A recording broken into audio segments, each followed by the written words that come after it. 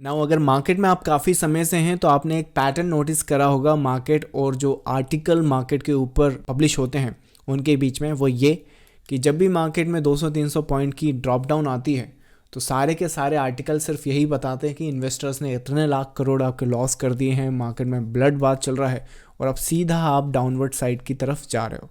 उसी के साथ अगर आप नोटिस करें पिछले 2-3 दिनों में मार्केट सीधा ऊपर आ गया है, तो अब सारे आर्टिकल ये आपको बता रहे हैं कि मार्केट ऊपर क्यों जा रहा है। ऑब्वियसली होने के बाद चला जा चुका है, तो अब आपको बताया जा रहा है कि ये पॉजिटिव है, वो पॉजिटिव है, ये ऐसा देख रहा है, वो वैसा देख रहा है, और अब मार्केट अगर ऐसा देखता रहा तो ऑल टाइम हाई पे आ जाएगा।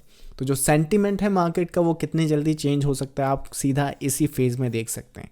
बट इस वीडियो में हम लोग डिस्कस करेंगे मार्केट में चार्ट पैटर्न के बेसिस पे कैसे हम लोग यहाँ पर एंटिसिपेट कर सकते हैं कि मार्केट में नेक्स्ट जो पॉसिबिलिटी है वो कितनी है। और ये जो वीडियो मैं बना रहा हूँ उस टाइम जो एजेक्स निफ्टी है वो ऑलरेडी 100 पॉइंट्स ऊपर ट्रेड कर रहा है, तो 17,750 के आसपास एजेक्स निफ्टी, स्पॉट निफ्टी 17,600 पर। और ये सारे सिनारियोज को ध्यान में रखते हुए कमिंग वीक में मार्केट किस तरह से हो सकता है, क्या नया हाई एंटिसिपेट कर सकते हैं या फिर अभी भी मार्केट वीकनेस या साइडवेज स्ट्रक्चर में है, सो सभी कुछ डिस्कस करेंगे इस वीडियो में। My name is Dev. Without further to do let's get started.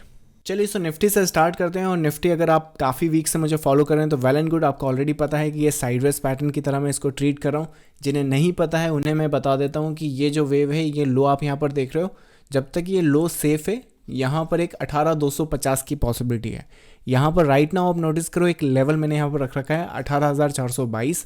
ना इसका ये मतलब है कि अगर ये मार्केट 18,422 तक चला गया तो टेक्निकली 18,250 उसने फिर भी अचीव कर लिया है। लेकिन इस पैटर्न में और इस पैटर्न में फ़र्क है, वो ये है कि अगर ये लेवल इस तरह से अचीव होता तो इसमें ऑल टाइम हाई की पॉसिबिलिटी भी थी। इस वाले पैटर्न में काफ़ी अनसर्टेनिटी है और करेक्टिव है, और इसके जो रेजिस्टेंस है उन रेजिस्टेंस के जो नंबर हैं वो ये हैं।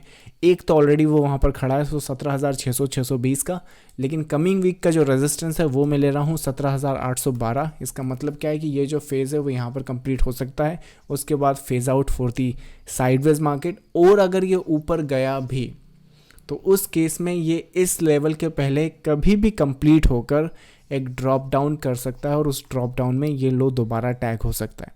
तो आप नोटिस कर सकते हो कि ऑल टाइम हाई की तरफ तो हम जा नहीं रहे हैं और ना ही ऑल टाइम लो की तरफ एक ड्रास्टिकली मूव यहाँ पर दिखा रहा है। तो पूरा का पूरा जो फेज़ है वो साइडवेज है, और इस मोटिव के इस पैटर्न में मैं अभी इस मार्केट को ले रहा हूँ।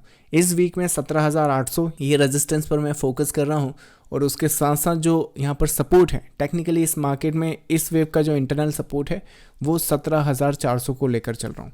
सो that's the support and that's the resistance जिस पर मैं कमिंग वीक पर फोकस कर रहा हूँ।